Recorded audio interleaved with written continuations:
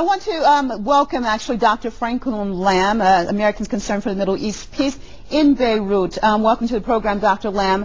I'd like to get your perspective as far as the UN Security Council. They've expressed serious concern at the escalation of the situation in Gaza and called for an immediate halt to all the violence, and that is all that it has said.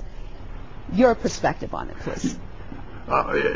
Yes, well, increasingly we see the Security Council in the United Nations, unfortunately, dominated by the neocons and the Bush administration. I think it is outrageous that the American ambassador to the United Nations spoke of the absolute right of Israel of self-defense. Surely he knows that these are war crimes for a number of reasons, including the fact that Israel has not reacted proportionately. Disproportionate responses where you have essentially the equivalent of a pea shooter against a howitzer is illegal under international law. So I'm ashamed of the ambassador for that, as I am with Condoleezza Rice talking about the rights to self-defense of Israel with the aggression that is being conducted in Gaza.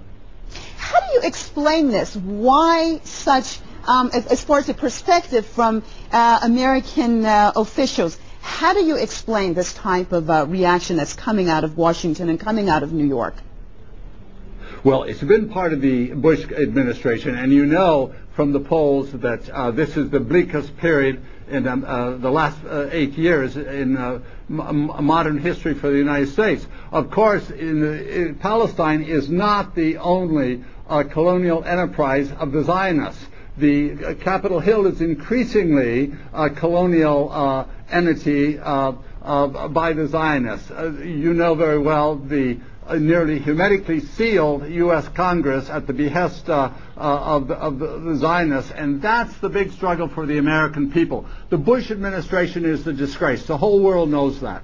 The American people know that. Now it's up to me and other Americans, 300 million, to break this stranglehold of Zionism on our country and stand up where we belong in our principles, which are the same principles as we see in the Middle East among the Arab and the Muslim population. This has gone too far. We've said it before. Israel cannot keep doing these crimes, violating Article 55, 56 of the Geneva Conventions. We've got to stop it, and I think we've got to look to the American people to decide what kind of a government we want, what kind of a people we are, and what are our principles. And okay, Dr. Lamb, on that note, let me switch to Gaza because we were waiting for one of our other guests. Which, now, Dr. Lamb, back to you. The Fourth Geneva Convention forbids collective punishment.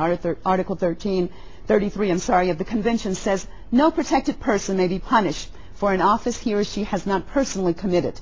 Under the Geneva Convention, collective punishment is a war crime. Does the Israeli attack on Gaza constitute collective punishment in your perspective, and is it a war crime? Yes. Absolutely, it's a war crime, and it's a crime against humanity because it targets 1.5 million people for some acts of some individuals. But also, as you rightly refer to the Fourth Geneva Convention, Article 55 requires the occupying power to maintain medical facilities, clinics, medicines, and food and deliveries and water. All of these have been violated, not just in the last 48 hours, but for the last 30 months. So there is a series of crimes that Richard Falk correctly pointed out, and Israel belongs before the International Criminal Court. We reject the Bush administration apologies. Nobody expected more from them. But the next government coming in has a huge responsibility, and I ask and I hope that the American people will hold him to some of his statements that he's had enough of this, and he's going to, early on in his term, push for justice in the Middle East. Okay, let me go to Washington. Great, but without justice, excuse me, Dr. Lamb. Let me go to Washington by phone. We have President Council for National Interest and a former U.S. diplomat, Mr. Eugene Byrd, on the line. Mr. Byrd, on December 9th, 2008, the UN's human rights investigator, Richard Falk, has said Israel's policy against the Palestinians in Gaza was equal to a crime against humanity. Would Israel have attacked civilians if the international community, especially the UN Security Council, had not failed to pay heed to these crimes? Well, of course, Israel would still try to make a response, a military response to the rocket firing, and we all know that that rocket firing was due to provocations of various kinds by the Israelis. And 30 months.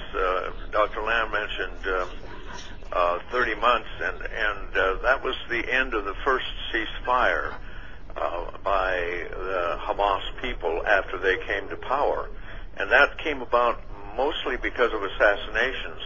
What we're seeing now is a Sharpeville massacre, very similar to what happened in South Africa in 1960.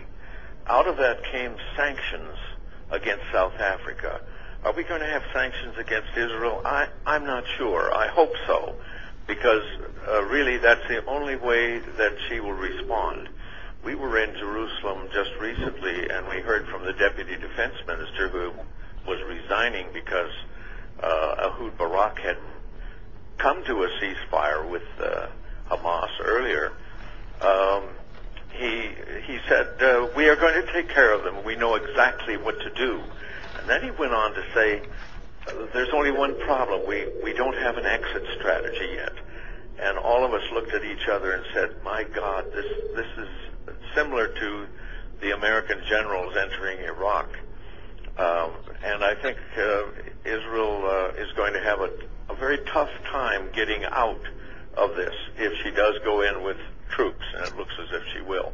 Okay, so you're saying that this was something planned way in advance. This was they wanted to do this. Very definitely. Okay. Very definitely. All right, let me turn back to Beirut. Dr. Lamb, Zidney Livni and other Israelis have said Israel's policy for the long run is to destroy Hamas. Is Israel able to destroy Hamas? Absolutely not. Hamas is the resistance. It is broader than Gaza. And this kind of talk is aimed at her election prospects and not at reality. No more did Israel succeed in destroying Hezbollah or the resistance in Lebanon as it will succeed in Gaza. It's the same equation. Resistance builds up as a result of occupation. Until that occupation ends, there will be replacement for every martyred person in Palestine or Lebanon. So no, this is nonsense, what she is speaking. Well, Dr. Lamb, let me continue in that same line. It seems that Israel is trying to put enough pressure on the residents of Gaza to actually not back Hamas. Do you think that they're being effective in this as far as the residents? Are you seeing people sort of backing down a little bit because of the pressure? What's your take on that?